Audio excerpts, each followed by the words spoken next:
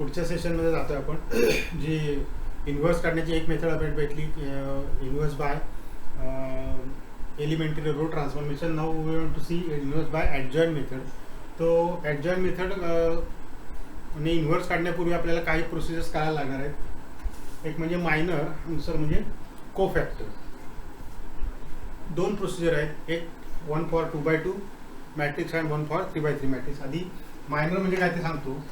Minor is, नाव C, if you consider this matrix it will be A11, A12, A21, A22. ह्या positions आपल्याला माहिती असल्या पाहिजेत. म्हणजे ही 1-1 पोझिशन आहे, ही 1-2 आहे, ही 2-1 आहे आणि ही 2-2 आहे. Minor we denoted by minor for every element, denoted by capital M and the position. म्हणजे आता याचा मायनर काढणार होतं. Minor means exclude this row and this column, it remains only 8, that is minor of this position. Now we will find minors for all the four elements. Minor for this one, that will be M12, exclude this and this, only 5 remains. M21, that means this position, exclude this one and this one, remaining is 2. And M22, exclude this one and this one, gives you 1. असे आपल्याला मुळात 4 minor मिळतात आणि त्याच्यावर आपल्याला को factor काढायचे असतात. तो को फॅक्टर काढण्याचा फॉर्म्युला काय आहे? A1 को फॅक्टरसाठी ए हे अक्षर आपण कॅपिटल वापरतो. त्याचा फॉर्म्युला असा आहे, इट इज -1 ह्या दोघांची बेरीज 1 + 1 इंटू M11. हे पुढे आपण इतकं करत बसणार नाही होत, फक्त आता मी टेक्निक पहिली म्हणून तुम्हाला सांगून ठेवतो. Actually formula for Aij is equal to -1 + j into Mij. म्हणजे मायनर काढल्यानंतर त्याचं चिन्ह फक्त आपल्याला ठरवायचे, whether it is positive or negative. आता इथे -1 केल्यानंतर पॉझिटिव्हच येणार आहे. -1 इज +1, आणि म्हणजेच थोडक्यात हा जो मायनर आहे तोच को फॅक्टर म्हणून राहणार आहे. So for the first element को factor and minors are same because it is 1-1 position, आणि 1-1 पोझिशनला -1 चं उत्तर पॉझिटिव्ह येतं. M12 म्हणजेच आता तुम्हाला A12 काढायचं आहे, दॅट इज कॉल्ड को फॅक्टर. हे मायनर्स आहेत आणि हे को फॅक्टर. लक्षात ठेवा, अतिशय सोपी पद्धत आहे. A12, आता हा 1-2 असल्यामुळे इथे -1 1 + 2 येईल आणि M12 येईल. याचा अर्थ -1 झालं, आणि -1 केल्यावर मायनस चिन्ह येणार. म्हणजे थोडक्यात ह्याचं जे चिन्ह आहे ते बदलणार आहे. So it will B -5. M12 तुम्हाला लिहायचंच आहे, फक्त त्याचं चिन्ह बदलून द्यायचं आहे. A21 म्हणजे आता 2-1 आहे म्हणजे मायनस चिन्ह येणार आहे, आणि हे तर पॉझिटिव्ह आहे त्यामुळे ते येईल निगेटिव्ह. आणि A22 को फॅक्टर ऑफ धिस एलिमेंट, हे 1 आहे ॲक्च्युली. 2 केल्यामुळे 4 होईल, आणि -1 केल्यामुळे परत +1 येईल, म्हणजे सेम चिन्ह राहील, त्यामुळे हे येईल. आता हे झाले मायनर्स, हे झाले को फॅक्टर. मी मायनस आणि को फॅक्टरमध्ये फरक काय? मायनर काढल्यानंतर फक्त चिन्ह बदलायचे. ज्यांची ॲडिशन इव्हन येते ते सेम राहणार आहेत, ज्यांची ॲडिशन ऑड येते त्याची फक्त साईन चेंज होणार आहे. म्हणजे ह्याची आणि ह्याची साईन चेंज होणार, ह्याचं आणि ह्याचं साईन तेच राहणार आहे. हे काढल्यानंतर आपल्याला पुढे को फॅक्टर मॅट्रिक्स लिहू शकतो आपण.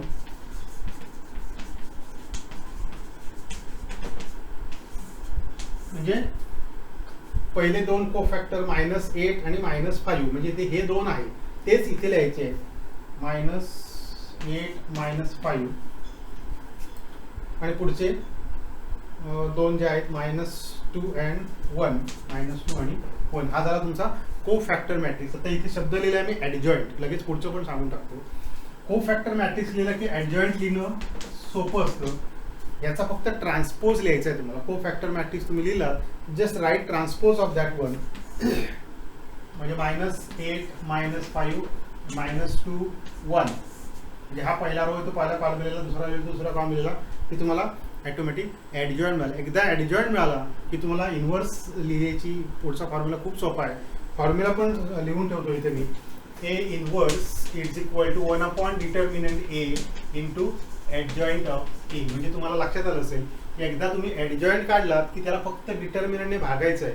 डिटर्मिनंटची काय व्हॅल्यू येईल त्याने, की तुम्हाला डायरेक्ट A इन्व्हर्स मिळणार. म्हणजे ह्या प्रोसिजरमधला तुमचा महत्त्वाचा टप्पा आहे तो म्हणजे ॲडजॉईन करण्यासाठी त्याच्यासाठी तुम्हाला आधी को फॅक्टर मॅट्रिक्स काढायला पाहिजे, त्याच्यासाठी तुम्हाला हे को फॅक्टर्स काढायला पाहिजेत आणि मग त्याच्यासाठी तुम्हाला मायनर्स काढायला पाहिजे. आता जर ह्याचाच विचार करायचा झाला फक्त तुम्हाला डिटर्मिनंट कॅल्क्युलेट केला की लगेच इन्व्हर्स मिळणार, ते आपण नंतर बघू. किंवा आपण समजा ह्या मॅट्रिक्सचा डिटर्मिनंट काढायचा असेल तर तो सुरुवातीलाच आपण खरं काढतो, कारण आपल्याला माहिती आहे की if you want to find inverse first you have to check whether the matrix is invertible. आता याचा जर आपण डिटर्मिनंट ए काढला तर -8 -10 म्हणजे -18 येईल. त्यामुळे जर ह्या मॅट्रिक्सचा इन्व्हर्स लिहायचा असेल फॉर्म्युला हा लिहायचा, इथे 1/-18 इंटू ॲडजॉईंट म्हणजे हा तुमचा जो मॅट्रिक्स आहे -8 -2 -5 आणि 1 झालं तुमचं उत्तर तयार. म्हणजे जे एलिमेंटरी ट्रान्सफॉर्मेशन मी करत होतो त्याच्यापेक्षा हे नक्की सोपं आहे, कारण याच्यात कुठे डिव्हिजन किंवा रो ट्रान्सफॉर्मेशन ऑपरेशन्स असं काही येत नाही. तुम्हाला फक्त मायनर्स, को फॅक्टर मॅट्रिक्स, ॲडजॉईंट आणि फक्त डिटर्मिनंट आणि ॲडजॉईंट एकत्र लिहिलात की तुम्हाला इन्व्हर्स मिळाल. अजून एक उदाहरण मी घेतलंय, ते सुद्धा आपण अशाच पद्धतीने कॅल्क्युलेट करून बघूया.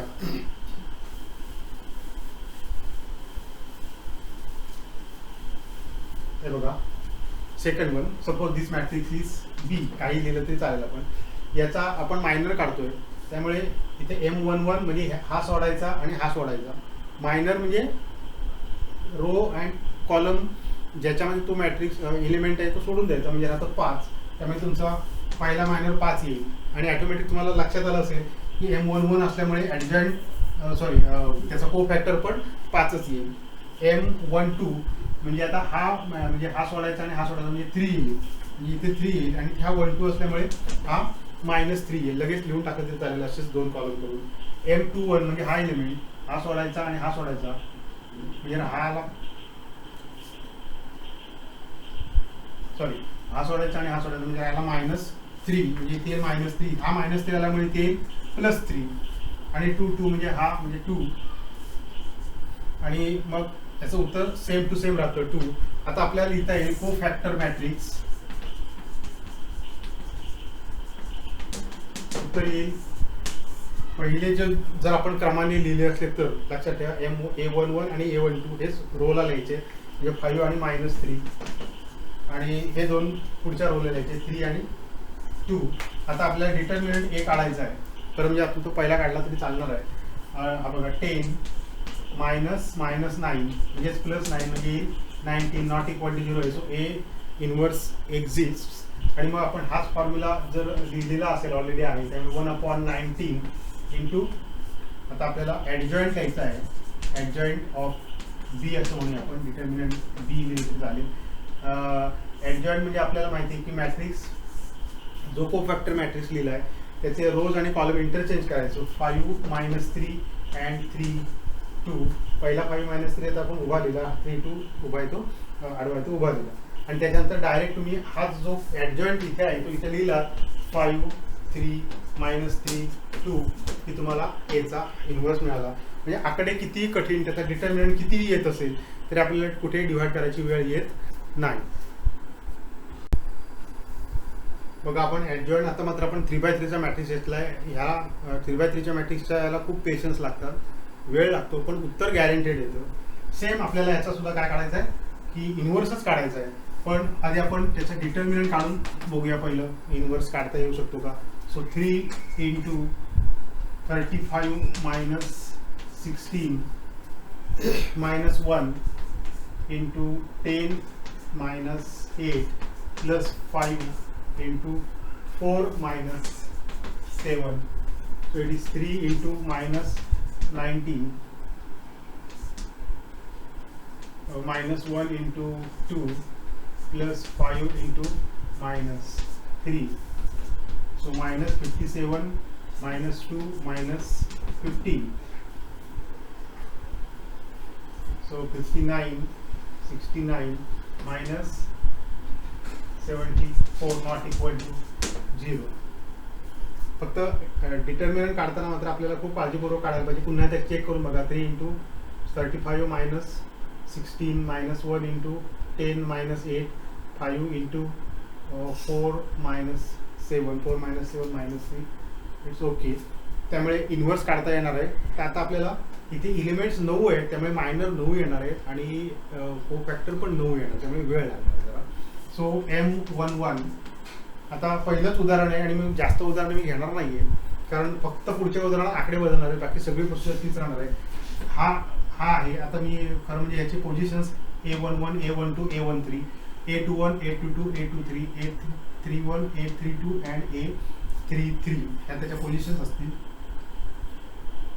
इथे आपल्याला मगाच्या उदाहरणात 4च एलिमेंट असल्यामुळे एकच एलिमेंट शिल्लक राहतो, त्यामुळे डायरेक्ट उत्तर मिळतो. तर आता उत्तर डायरेक्ट मिळणार नाही आपल्याला. Exclude this row and this row हे सो 7, 8, 2, 5 असं राहील. ह्याची व्हॅल्यू आपल्याला कॅल्क्युलेट करायला लागेल, त्यामुळे 3/3च्या उदाहरणाला वेळ लागतो. 35 मायनस 16 उत्तर येईल -90. आपल्या एक गोष्ट लक्षात येते का बघा, जेव्हा आपण डिटर्मिनंट कॅल्क्युलेट करतो तेव्हा आपल्याला ऑटोमॅटिक 3 मायनर मिळतच असतात. जो पहिला ब्रॅकेट मधला हा जो एलिमेंट आहे हा पहिल्याचा मायनर आहे, हा जो एलिमेंट आहे हा दुसऱ्याचा मायनर आहे आणि हा जो एलिमेंट आहे हा तिसऱ्याचा मायनर आहे. अर्थात आपल्याला ते आता कॅल्क्युलेट करताना लक्षात येईल. M12 म्हणजे हा सोडायचा आहे आणि हा सोडायचा, म्हणजे हे 2 आणि हे 2 राहतात. सो 2, 8, 1, 5, 10 मायनस 8 म्हणजे 2. तुमच्या लक्षात आलं असेल की हा सेकंड ब्रॅकेट मधला आहे तो पण मायनरच आहे. M13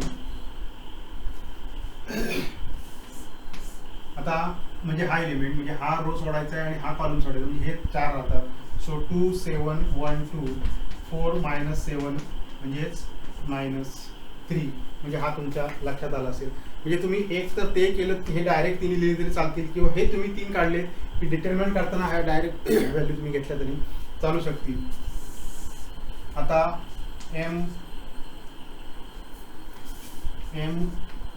आता हे 3 झाले. आता हा M21 आता इथे तुम्हाला अधिक काळजीपूर्वक करायला लागेल. हा सोडायचा आहे आणि हा सोडायचा आहे, म्हणजे हे 2 आणि हे 2 राहतात. 1, 5 हा सोडायचा आहे आणि हा सोडायचा आहे, म्हणजे 1, 5, 2, 5 उत्तर येईल 5 मायनस 10 म्हणजे -5 अँड M22 म्हणजे मधला, म्हणजे या कॉर्नरचे 4 शिल्लक राहतील. So it is 3, 5, 1, 5. So answer will be 15 minus 5, that is 10. आता हा म्हणजे M second row and third column, so M23. आता हा सोडायचा आहे आणि हा सोडायचा आहे, म्हणजे हे 2 आणि हे 2, म्हणजे 3, 1, 1, 2. So the value will be 6 minus 1, that is 5. म्हणजे हे तिन्ही झाली, क्रमानेच काढायचे मात्र. Then this one will be M31 third row and first column. So M31 हा सोडायचा आणि हा सोडायचा, म्हणजे हे 4 शिल्लक राहतात. So it is 1, 5, 7, 8. So it is 8 minus 35 म्हणजे -27. हे सोडायचं हे सोडायचं आहे. 8 वजा 35. त्याच्यानंतर आता हा राहील M32. आता हा म्हणजे हा सोडायचा आहे आणि हा सोडायचा, म्हणजे हे 2 आणि हे 2 राहतात. So 3, 5, 2, 8. 24 minus 10, so it is 14. And last one M33, which is हे 4 राहतील, हा सोडायचा आहे आणि हा सोडायचा आहे. So 3, 1, 2, 7. So it will be 21 minus 2, that is 19. एकदा आपण काळजीपूर्वक हे 9 काढले की आपलं पुढचं काम अत्यंत सोपं आहे. आता डायरेक्ट उत्तर लिहिणार आहोत आपण. A11 बघा, A11 पोझिशन आली म्हणजे आन्सर चेंज होणार नाहीये. So -19 that is identity. A12 म्हणजे पोझिशन 13 म्हणजे 3 आली आहे, त्यामुळे हा जो आहे तो 2 च्या ऐवजी -2 लिहिणार आहोत आपण. डायरेक्ट उत्तर लिहायला हरकत नाही. A13 परत 13 म्हणजे 4 आले, त्यामुळे तिसऱ्याचा जो 13 आहे हा -3चा -3 ॲज इट इज राहील, म्हणजे हे पहिले 3 झाले. त्याच्यानंतर A21 म्हणजे परत 3 आले, त्यामुळे 21चा जो आला ॲक्च्युली -5 आन्सर, त्याचा आन्सर येईल 5. A22 आता 22 म्हणजे 4 आले, त्यामुळे ह्याचा साईन चेंज होणार नाही. So 10 will be as it is. A23 आता 23 म्हणजे 5 आहे, त्यामुळे चेंज होणार आन्सर. 23 तुमचा इथे आहे, तुमचं उत्तर आहे 5. सो इट विल बी -5. म्हणजे तुमच्या लक्षात येईल कुठले कुठले चेंज होत आहेत ते. देन 3 1 म्हणजे 4 आहे, त्यामुळे ह्या 3 1चा जे आन्सर आहे -27, दॅट विल नॉट चेंज. 3 2 म्हणजे परत 5 आहे, त्यामुळे तुमचं आन्सर चेंज होणार आहे, म्हणजे -14 होईल. आणि A3 म्हणजे परत 6 आहे, so last answer will not change, will be as this 90. एकदा तुम्हाला हे ॲडजॉइंट मिळाले की तुम्ही कोफॅक्टर मॅट्रिक्स न लिहिता सुद्धा डायरेक्ट ॲडजॉइंट लिहू शकता. एखाद्याला मधली स्टेप करायची असेल तर करा, मी डायरेक्ट लिहिणार आहे. किंवा लिहा आधी एका उदाहरणासाठी कोफॅक्टर मॅट्रिक्स. फक्त काय करायचं आहे, पहिले 3 पहिल्या रोमध्ये, सो -19 -2 -3 5 10 -5 and -27 14 and 19. कोफॅक्टर मॅट्रिक्स झाला. आपण रो आणि कॉलम इंटरचेंज केलेलं नाही. आता लिहायचं ॲडजॉइंट. हा ए घेतला त्यामुळे adjoint of A that is equal to, हाच मॅट्रिक्स लिहिणार आहोत, फक्त कॉलम आणि रोज इंटरचेंज करून लिहिणार आहोत. सो -19 -2 -3 5 10 19